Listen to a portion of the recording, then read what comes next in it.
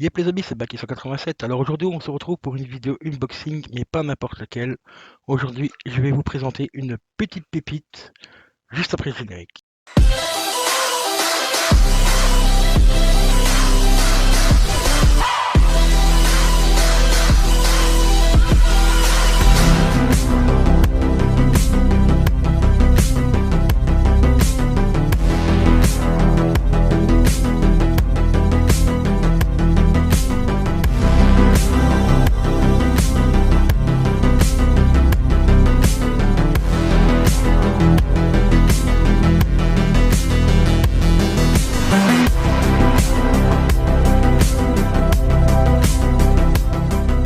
Et re les amis, donc nous allons commencer cet unboxing.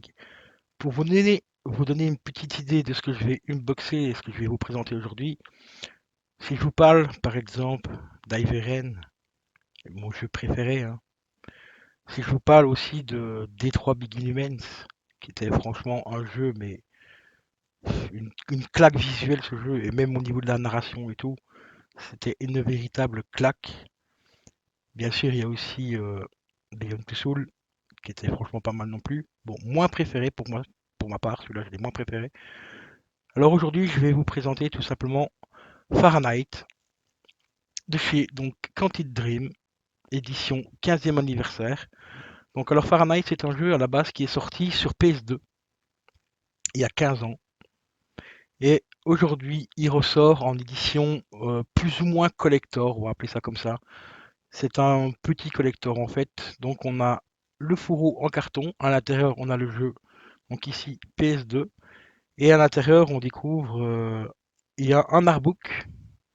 Il y a des stickers aussi à l'intérieur et tout. Mais ça, on va le découvrir ensemble. Juste le temps que je le déballe. On va prendre ceci. Voilà. Alors pour ceux qui seraient intéressés de le choper, on peut encore le trouver sur Amazon. Ah, pas très cher, je ne sais plus exactement le prix, je vous mettrai le prix lors du montage parce que je ne sais plus du tout combien je l'ai payé, je crois qu'il est à 30 balles, je crois, si je raconte pas de conneries. Donc ce qui reste encore très correct.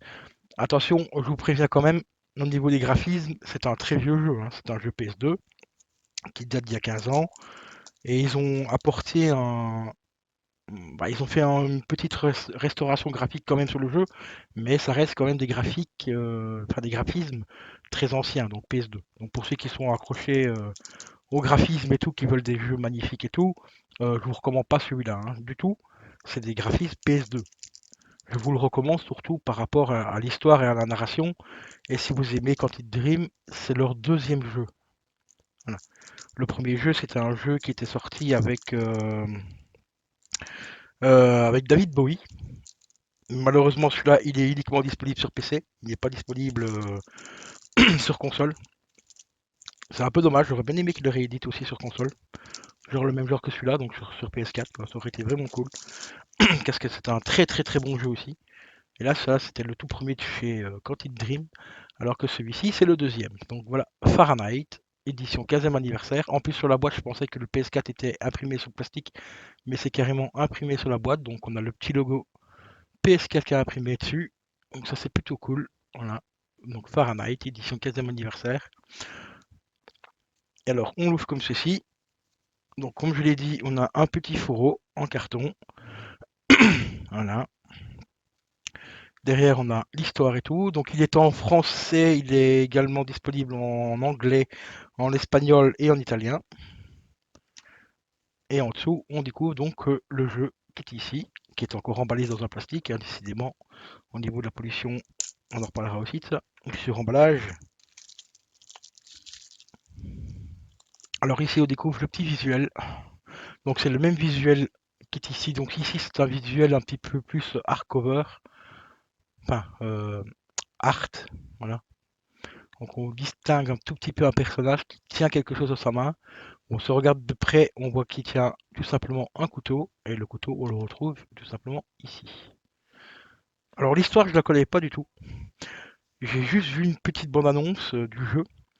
En fait on a cet homme-là qui est ici, qui est dans une espèce de grande toilette publique qui est en train de se laver les mains et tout. Et à l'intérieur des toilettes, on a un homme qui est assis et qui tient un couteau et il commence à péter des plombs. En fait, il y a des espèces de flash et il sort de la toilette et il va poignarder donc la personne qui est en train de se laver les mains. Dès que j'ai vu ça, j'ai dit celui-là, il me le faut. Donc comme je l'ai dit aussi, à l'intérieur, on retrouve donc un mini artbook et des stickers que je vais vous présenter de ce pas.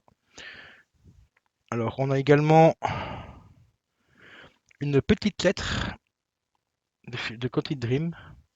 Donc malheureusement la lettre n'est pas traduite en français, c'est en anglais. Donc j'essaierai de la traduire personnellement pour moi, pour voir un petit peu ce qu'ils nous disent. À mon avis, c'est certainement une petite lettre habituelle, donc merci d'avoir acheté le jeu et ainsi de suite, quoi, donc, comme d'habitude, hein. Donc on découvre également donc les petits stickers. Ils sont au nombre de 3. Donc on a le sticker rouge qui est ici au-dessus. On a le petit symbole rond ici, une sorte de spirale. Et en dessous, on a le petit sticker de Fahrenheit. Donc ils sont 3 dessus, hein. Vous voyez, c'est bien des stickers. Voilà, premier sticker qui s'enlève. Hop, ici comme ça.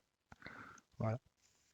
Donc les stickers, je vais bien sûr les laisser à l'intérieur. Je ne vais pas m'amuser à les coller, hein. Ça c'est clair et net, ça va rester dans le collector. Et on a le petit artbook. Voilà, petit artbook souple.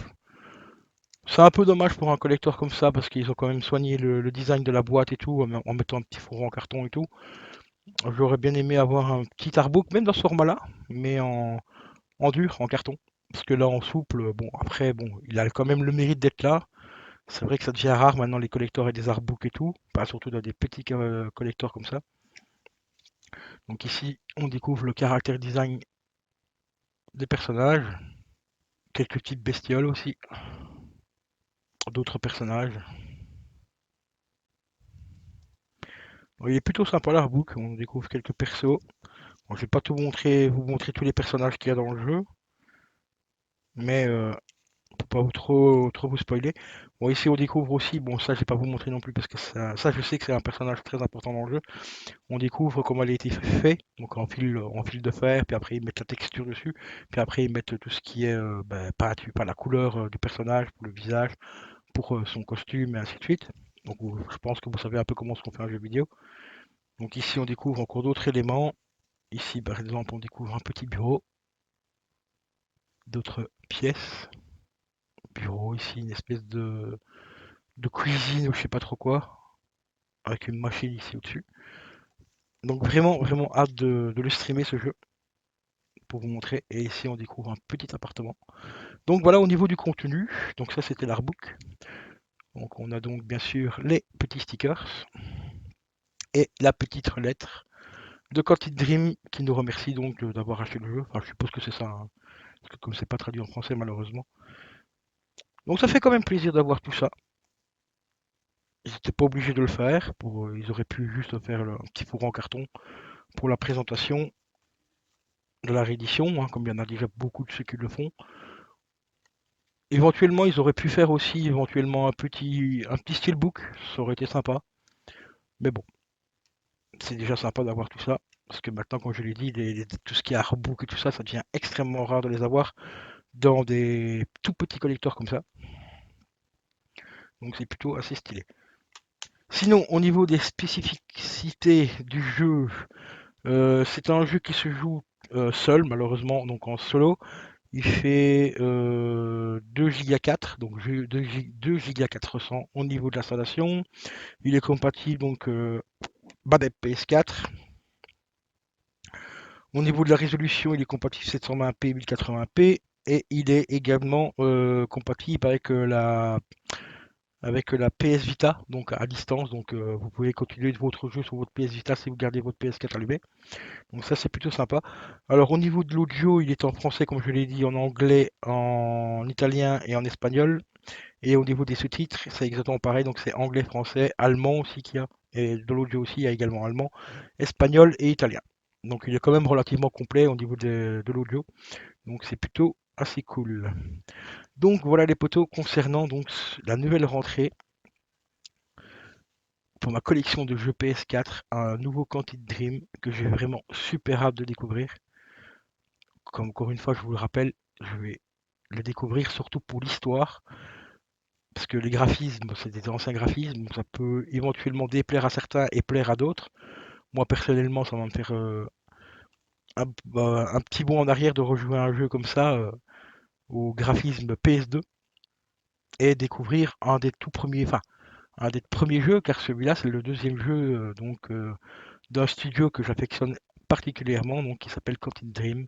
Donc leur deuxième jeu, voir s'il était aussi bon que le Life is Strange que j'ai fait, que je vous en parle tous les jours quasiment régulièrement de ce jeu Life is Strange, voir s'il est aussi bon aussi que que Detroit Begin Humans et tout.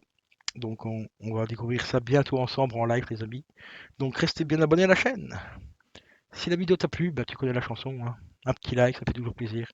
Un petit commentaire, ça fait extrêmement plaisir parce que j'aime bien vous lire et vous répondre aussi de temps en temps. Je dis de temps en temps parce que bon, malheureusement dans les commentaires, il y a beaucoup de conneries, hein. Ça c'est les petits haters. Et voilà donc les amis. Oui, et je tenais à vous préciser aussi que bon bah pour ceux qui n'avaient pas encore vu la vidéo, drama, modération, donc si te demandes pourquoi tu n'es plus modérateur, c'est que parce que pour l'instant il y a des petits malins qui s'amusent à supprimer les commentaires de la chaîne. Donc quand je reçois des commentaires, eh ben, il y a certaines personnes qui arrivent à supprimer les commentaires de la chaîne, donc il n'y a plus de modo du tout sur la chaîne. Ça reviendra peut-être dans quelques semaines, voire quelques mois, on verra comment ça va se passer d'ici là, en attendant de trouver une solution efficace à ce problème. Donc voilà les potos. Sur ce, je vais vous laisser. Je vous dis à la prochaine. Portez-vous bien.